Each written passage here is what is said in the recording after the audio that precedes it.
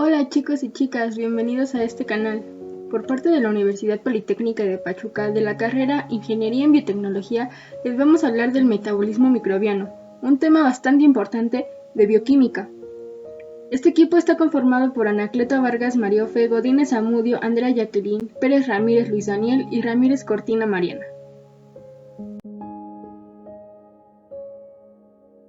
Las bacterias se encuentran en casi todos los ambientes e intervienen en procesos biológicos. El crecimiento microbiano requiere la formación de estructuras complejas como proteínas, ácidos nucleicos, polisacáridos y lípidos a partir de elementos preformados en el medio de crecimiento o ser sintetizados por la propia célula. A su vez, este crecimiento necesita de una fuente de energía para ser llevado a efecto. Todo este proceso se designa con el nombre de metabolismo, que se define como todas las transformaciones químicas que ocurren en una célula. Es evidente que los nutrientes son transformados cuando entran en un organismo, ya que en ningún caso el alimento contiene todas las moléculas que una célula requiere. Hoy se conoce que las transformaciones que sufre la glucosa no ocurren en un solo paso, sino que por el contrario, se forman varios productos intermedios que en muchas ocasiones no tienen una función específica, a no ser la de formar parte de lo que se conoce como vía metabólica. La transformación de los nutrientes en compuestos útiles para la subsistencia de un organismo se lleva a cabo por medio de las reacciones químicas que realizan las proteínas, conocidas como enzimas.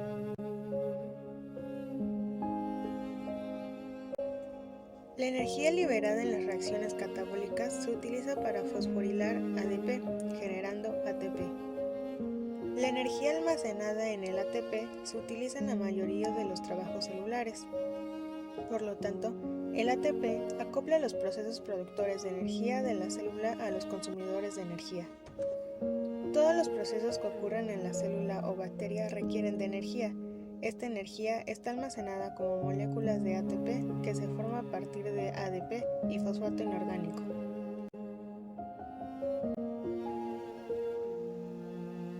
El metabolismo tiene lugar a través de secuencias de reacciones catalizadas enzimáticamente y se dividen en anabolismo y catabolismo. El proceso por el cual la célula bacteriana sintetiza sus propios componentes se conoce como anabolismo, y como resulta en la producción de nuevo material celular, también se denomina biosíntesis. La biosíntesis es un proceso que requiere energía, por lo tanto, las bacterias deben ser capaces de obtenerla de su entorno para crecer y eventualmente multiplicarse. Los carbohidratos son las principales fuentes de energía en el metabolismo celular, pero ¿cómo producen esta energía? ¿Qué tipo de reacciones ocurren en el organismo que nos permiten seguir con nuestras actividades? Al igual que con los lípidos, los carbohidratos se someten a una serie de reacciones de síntesis, anabolismo, y degradación, catabolismo, que nos posibilitan continuar con nuestras actividades cotidianas.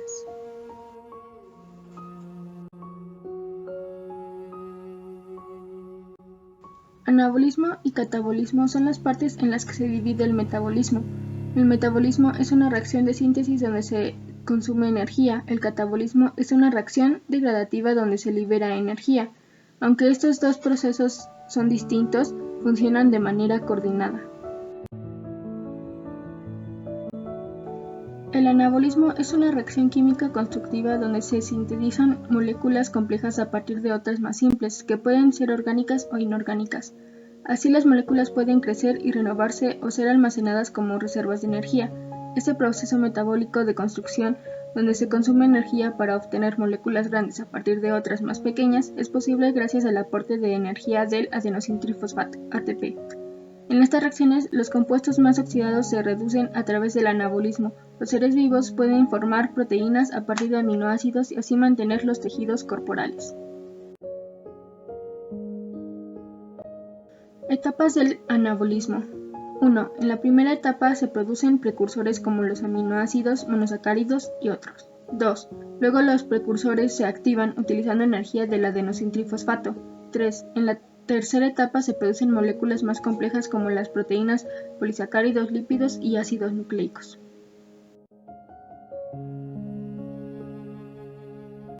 El catabolismo es la parte del proceso metabólico mediante el cual se degradan, reducen o oxidan diferentes nutrientes orgánicos a sus formas más simples, para que el cuerpo las asimile y las transforme en energía.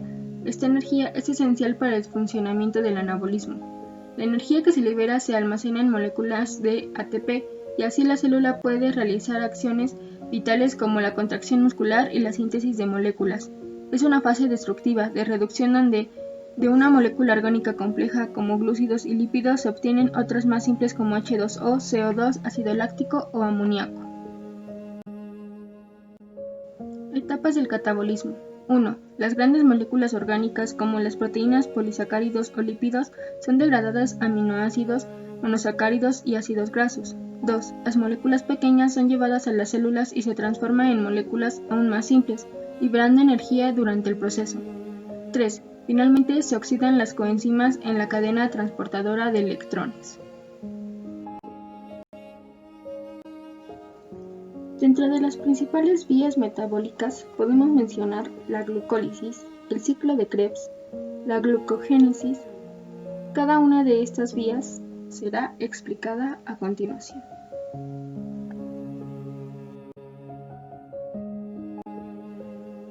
La glucólisis es la ruta metabólica principal involucrada en el metabolismo de la glucosa.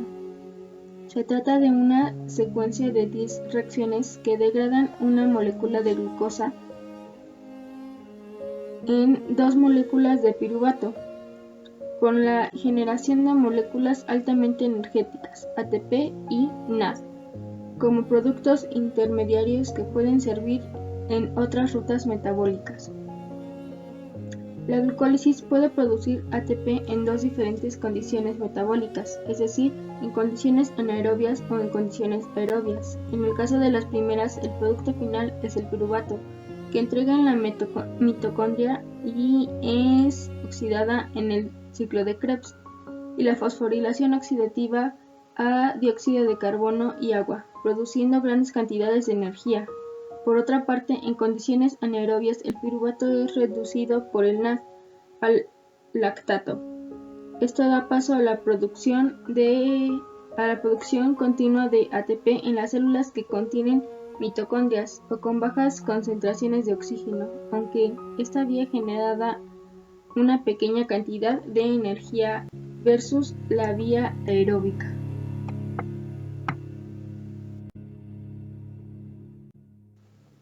El ciclo de Krebs se trata, al igual que la glucólisis, de una serie de reacciones cíclicas.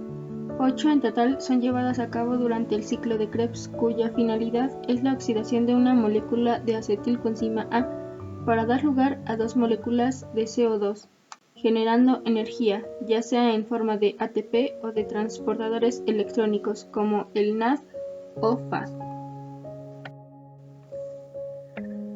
La función principal del ciclo es proporcionar energía en forma de ATP, NADH y FADH2. Cada ciclo genera 10 moléculas de ATP, por tanto, es la principal fuente energética para los mamíferos. El ciclo puede subdividirse en 3 etapas a partir de la función que realiza el oxalacetato como transportador de acetilcoenzima A. Etapa 1. Unión de la acetilcoenzima A al transportador del oxalacetato, que sería paso 1. Etapa 2. Ruptura del transportador, que son de los pasos 2 al 5.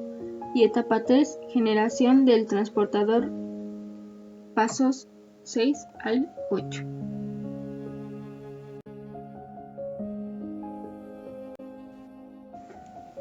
La gluconeogénesis. La gluconeogénesis es otra ruta central en el metabolismo celular que involucra la síntesis de la glucosa a partir de 2 moléculas de piruvato. Las enzimas de la gluconeogénesis y la glucólisis son las mismas, solo que ocurren en sentido inverso a la gluconeogénesis. La catalizan 11 reacciones.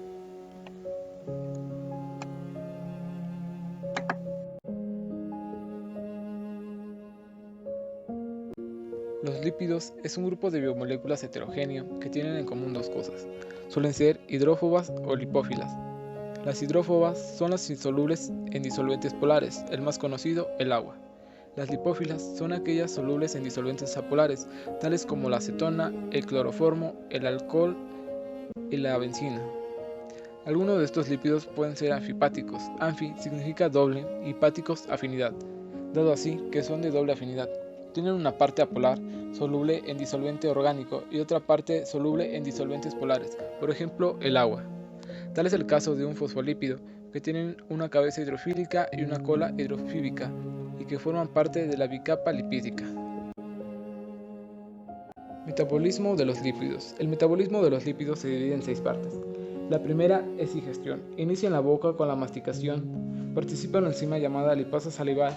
Ayuda a la destrucción de los alimentos ingeridos. Después, estos bajan por el esófago hasta llegar al estómago. En este punto, el páncreas activa una enzima llamada lipasa pancreática, que va del duodeno y funciona como catalizadora del proceso. Como producto final, se forman las grandes gotas de lípidos que están compuestos por triglicéridos y colesterol.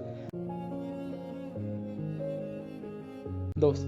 De la digestión pasamos a un nuevo proceso llamado emulsificación, en donde las sales biliares provenientes del hígado rodean las grandes gotas de los lípidos y toman como nombre micelas o lípidos emulsificados. 3. Absorción.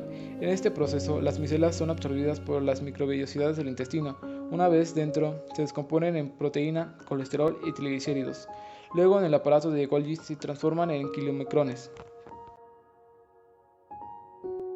4. Transporte. Los kilomicrones están compuestos por triglicéridos y lipoproteínas ApoE, C11 y B48. Van directamente a las capilares de la linfa, donde están presentes las lipoproteínas lipasas, que ayudan a reducir el tamaño de los kilomicrones. Los ácidos libres de grasa sintetizan los triglicéridos que son almacenados en el tejido adiposo y en el músculo como reserva energética. Los kilomicrones remanentes, que están compuestos de ApoE y B48, se incorporan en el hígado y terminan como receptores remanentes.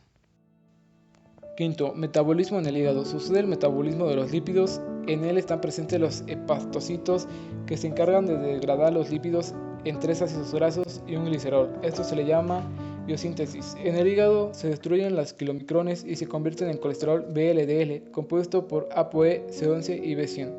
Cuando este compuesto se encuentra fuera del hígado, se incorpora a los vasos capilares de la sangre, donde están presentes las lipoproteínas, lipas, al igual que en las capilares de la linfa. Los ácidos libres de grasa sintetizan los triglicéridos.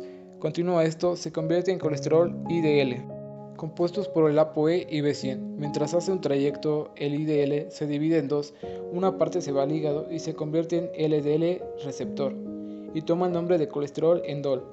La otra parte sigue en LDL, compuesto por ApoB100, y en el traslado hay un periodo extrahepático, donde quedan, al igual que en el hígado, algunos compuestos de LDL receptores y el resto se transforma en HDL, compuesto por ApoA1 y A11. Degradación. El proceso de degradación de los lípidos se llama lipólisis. La lipólisis se lleva dentro de la glucólisis. La glucólisis le ha dado rutas alternas llamadas gliceraldehídos, 6-fosfato y hidroxicetona fosfato. Por esta ruta es la que se le da la lipólisis. Esta se da en el tejido adiposo, inicia siendo un triglicérido y gracias a la enzima triceridglicerol lipasa se divide en 3 ácidos grasos, un glicerol. Este glicerol entra en un proceso llamado betaoxidación, que tiene 4 fases de oxidación: por FAT, hidratación, oxidación por NAD y la última, diálisis. 7. Construcción. La construcción de los lípidos se llama lipogénesis. Esta es la reconstrucción de los nuevos lípidos después de la lipólisis, es decir, el mismo proceso pero de forma reversible. Proteínas. Las proteínas son macromoléculas formadas por la unión de varios aminoácidos. Estas pueden estar formadas hasta por 20 aminoácidos. Los aminoácidos están ligados de forma covalente. Esta secuencia es especificada por el RNA mensajero. Su clasificación. Los oligopéptidos son polímeros de 2 a 10 aminoácidos. Los péptidos constan de 10 a 50 aminoácidos. Las proteínas son de más de 50 aminoácidos. El metabolismo de las proteínas. Las proteínas se dirigen a través de la hidrólisis, degradándose desde polipéptidos a su forma común, los aminoácidos. Estas comienzan con la ingestión para después lograr cadenas más sencillas con la desnaturalización y lograr el aprovechamiento de los aminoácidos por el cuerpo gracias a su rompimiento de estos mismos. La síntesis proteica es el proceso por el cual se componen nuevas proteínas a partir de aminoácidos. Este proceso es el ADN, el ARN. La síntesis se realiza en los ribosomas que se encuentran en el citoplasma. Degradación de proteínas. La degradación de proteínas es la liberación de los aminoácidos de las largas cadenas. Todos los aminoácidos se degradan mediante series de reacciones formando vías metabólicas y así convertirse en energía o nuevas proteínas.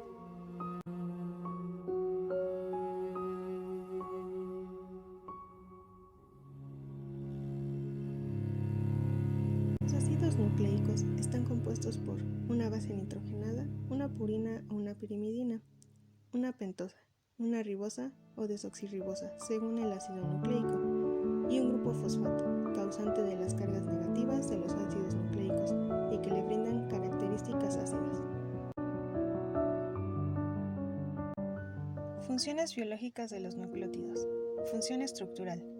Son los monómeros que constituyen a los ácidos nucleicos, que son las biomoléculas implicadas en la conservación, reproducción y expresión de la información genética. Función energética.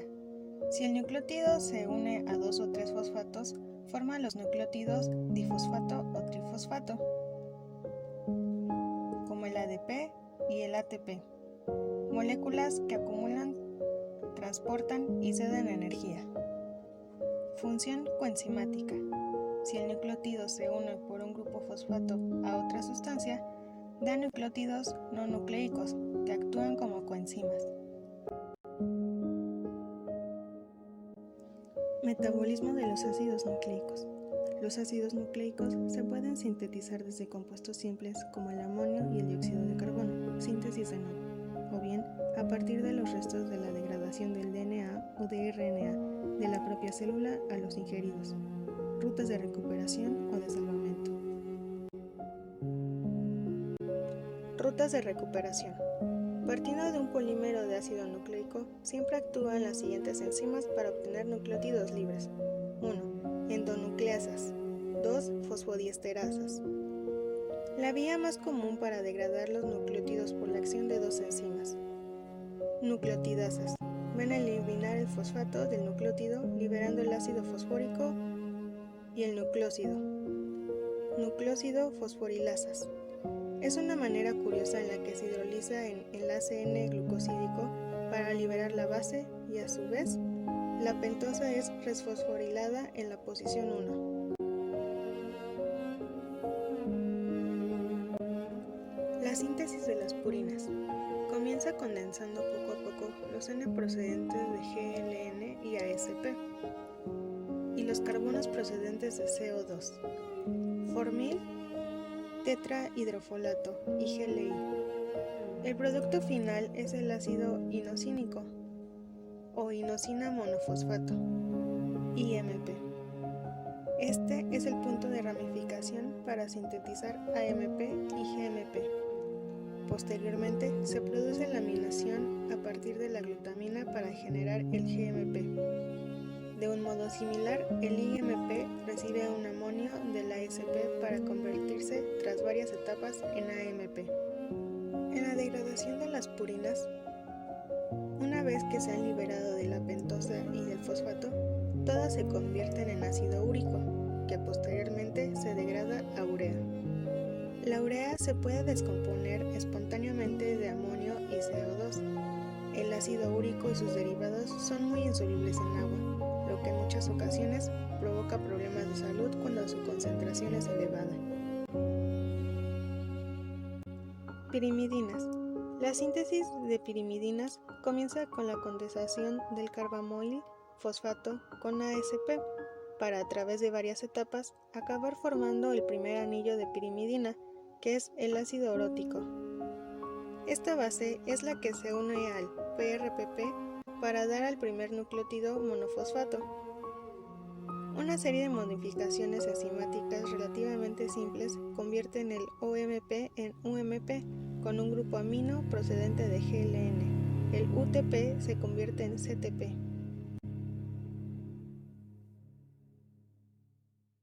La síntesis de los desoxirribonucleótidos se hace partiendo de los nucleótidos difosfatos correspondientes, obteniéndose directamente DADP, DGDP, DCDP y DUDP. Para catalizar esta reacción se necesita la misma enzima en todos los casos, la ribonucleósido difosfato reductasa. La reacción es compleja y necesita consumir varias moléculas de poder reductor, con lo que resulta excepcionalmente caro sintetizar estos nucleótidos. Conclusión. Por último, es de gran importancia conocer el metabolismo microbiano, dada su importancia en el día a día en nuestras vidas. Conocer todos estos procesos nos ayuda a tener una idea más clara de cómo funciona todo esto, y así formar un carácter científico que nos ayude a tener un buen desempeño en la biotecnología. Por otro lado, el entender las características metabólicas específicas de un microorganismo, así como el principal criterio para determinar su papel ecológico y responsabilidad en los ciclos bioquímicos, son de suma importancia. Asimismo, conocer el aislamiento, selección, conservación, factores ambientales que modifiquen su crecimiento, obtención de metabolitos primarios y secundarios, es de gran interés en las principales industrias de la biotecnología.